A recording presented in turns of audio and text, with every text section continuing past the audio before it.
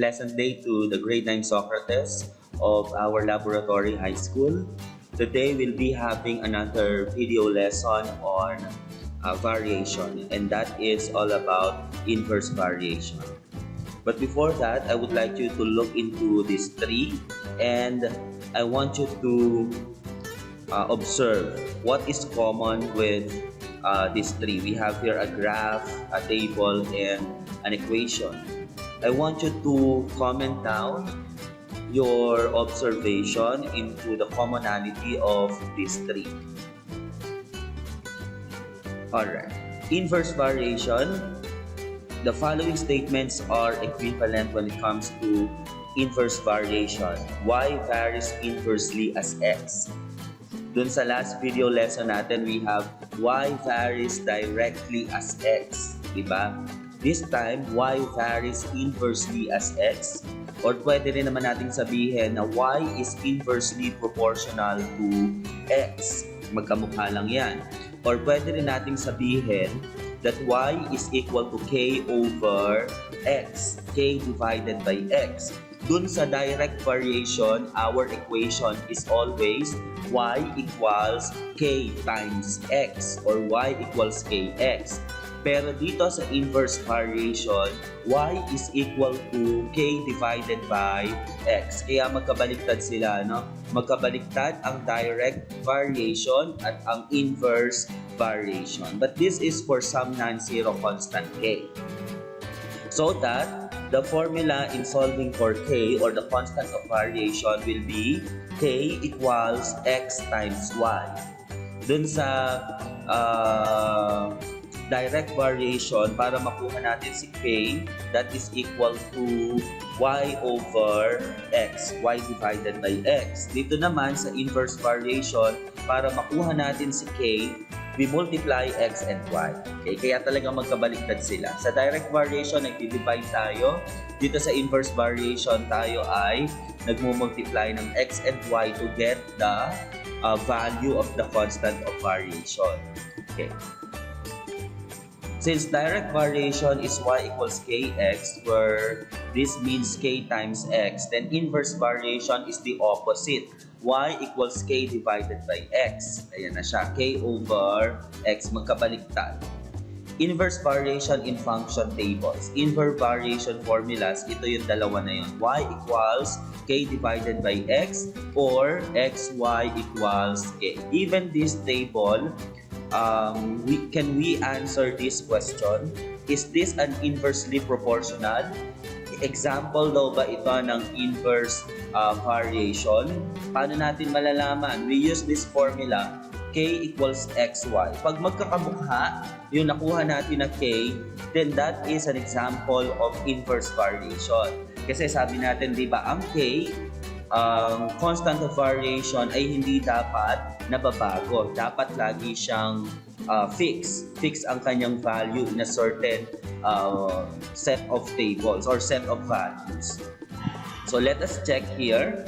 Let us multiply X and Y. 2 times 5 is equal to 10. And then we multiply 4 by 2.5. That is also equal to 10. And then 8 times 1.25 is also equal to 10.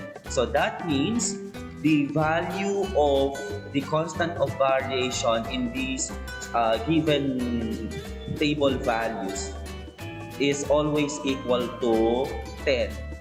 So ano ang sagot natin sa tanong na ito? Is this an inversely proportional?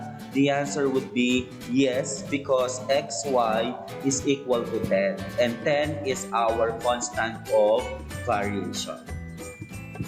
Another example. Given this set of values, we have X is negative 2, then Y is 1. X is negative 4, then Y is 1/2. 6 is our X, then Y is equal to negative 1/3. We have the same question here. So we multiply negative 2 by 1, that is equal to negative 2. Then negative 4 times 1/2 is equal to negative 2.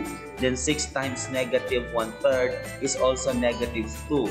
So what would be the answer? Yes, this is an example of inverse variation because the value of k is consistent, which is always equal to negative 2. How about this example? Is this an inversely proportional? Yes or no? So we multiply negative 2 by negative 4.2, so that is equal to positive 8.4. The negative 1 times negative 2.1 is equal to positive 2.1. So magkaiba na agad, ano? 8.4 at saka 2.1. Yung susunod naman dyan, 0, then 8.4. So that means magkaiba yung nakukuha nating mga values of the constant of variation or k. So the answer would be no. Next example. The values of x are 2, 2.5, and negative 3. To determine if this is an example of inverse variation, we multiply 2 by 6.6, so that is equal to 13.2. And then 2.5 times 5.28, the answer is 13.2. Magkamukha, no? But when we multiply 3 by negative 4, the answer is positive 12. So naiba yung dulo. So the answer here is no, because the last set is incorrect. This is not an example of inverse variation because k is not consistent. How about this table of values? Let us check if this is an example of inverse variation by multiplying 6.2. Negative 6.2 times 2 is 12.4. Then we have 12.4 negative times 4 is equal to 49.6. So iba na yon. How about 8 times negative 1.55 is equal to 12.4. Magkamukha yung nasa una at saka yung last set, but the middle pair is not. So this is not an example of inverse variation because the middle set is incorrect. Inverse variation will be a curve that never crosses the x or y axis. Meaning, if you put the table of values ng isang inverse variation sa graph using the Cartesian plane, hindi niya matatouch ang x at saka y axis. Anong mangyayari lang doon sa graph? So, k is equal to xy, then 16 is equal to xy. Pag i-graph natin ito, ano ang magiging itsura niyan? Ayan. So, this will be our graph. And then, if you connect, kahit na magdagdag pa tayo ng magdagdag dyan, the graph will not cross or the curve will not or never cross the x or y axis. Ganyan ang magiging itsura lagi ng ating graph ng isang inverse variation. Hindi niya matatouch ang x-axis, hindi niya matatouch ang y-axis.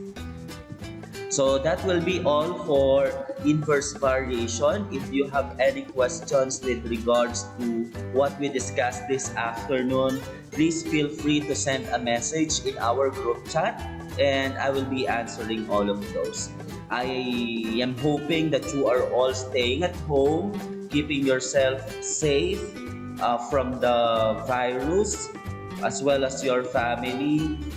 Once again, thank you and see you soon.